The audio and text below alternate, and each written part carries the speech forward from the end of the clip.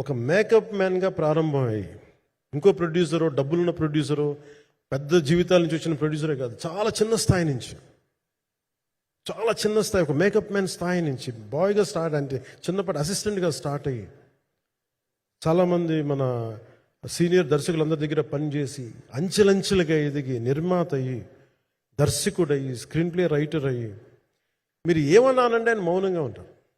ఎవరు ఎన్ని ఇబ్బందులు పెట్టినా మౌనంగా ఉంటారు. ఆయన మౌనం ఒకసారి నాకు విపరీత అసహనానికి గురి చేసేస్తుంది.